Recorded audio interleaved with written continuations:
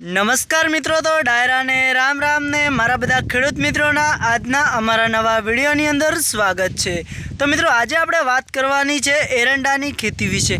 તો સૌથી પહેલાં તો હું તમને બતાવવાનો છું કે આ વખતે અમારા ખેતરની અંદરથી એરંડાનો ઉતાર કેટલો થયો છે અને એરંડો કેટલો ઉતર્યો છે।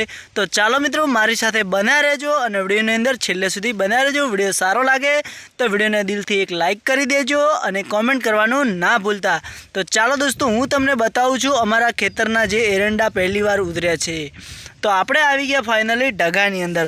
તો દોસ્તો, તમે જોઈ શકો છો કે આપણે જે આ માળો કાપી છે એ માળો કાપીને અહીંયા રાખેલી છે હુકાવા માટે।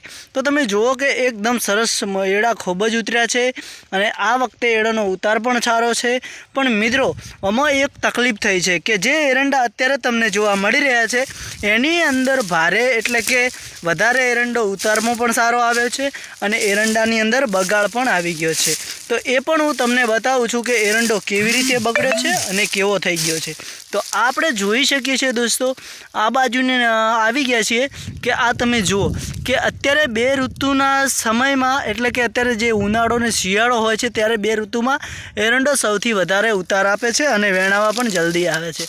તો તમે જોઈ શકો છો મિત્રો કે આવી રીતે એરંડા હુક્કા થઈ ગયા છે અને ડોરા થઈ ગયા છે। તો મિત્રો, આવી રીતે એરંડો બગડવા માંડ્યો છે તો ખેડૂતોને ભારે નુકસાન છે અને ખેડૂતને એરંડાની ખેતીમાં આ વખતે તો બરાબર ઉતાર પણ એરંડો નથી આપતો। તો તમે જુઓ કે આવી રીતે એરંડા હુકાઈ જાય છે અને એરંડાના ડોરો થઈ જતો હોય છે। તો શું મિત્રો, બધા એરંડાના ખેતીમાં આવું થશે?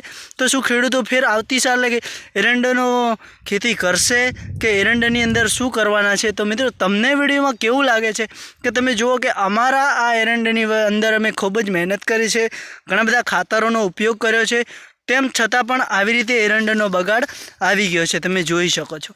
તો મિત્રો, અમે હવે એની અંદરથી પહેલીવાર જે એરંડા વેણ્યા છે એ ઢગલો અમે તમને બતાવ્યો, તેમ છતાં પણ એરંડાનો આવો બગાડ થયો છે અને એરંડા આપણે 3 વીઘાનું ખેતર છે એની અંદર એરંડાનું વાવેતર છે। તો મિત્રો, આવી રીતે જો એરંડા થાય તો ખેડૂતને નુકસાન પણ આવી શકે છે અને ખેડૂત ખાડામાં પણ આવી શકે છે।